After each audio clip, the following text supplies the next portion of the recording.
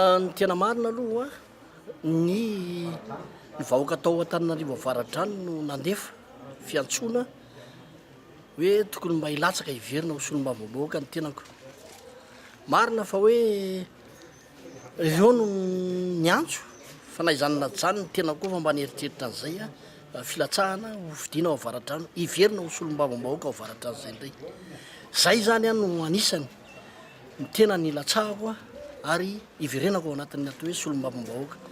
Ny association maromaro fikambanana maromaro sy ny vahoaka atao avaratrano zany dia betsaka ny nangataka an'io ary dia ny tenako moa zany dia vonona raha teo hiverina amin'izany solombavambahoaka izany.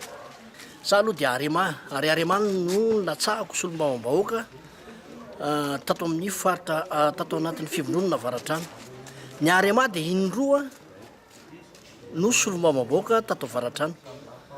Dia ny tenako moa zany tetelista tamin'izany fotoana zany tato anatin'ny fivondronana avaratrano dia lany somatsara izay taty aoriana mbola Arema ny tenako ary tsy niala Arema dia mbola ho Arema ary Arema zany no ilatsahako ary iverenako ao anatin'ny solombavambahoaka Madagasikara.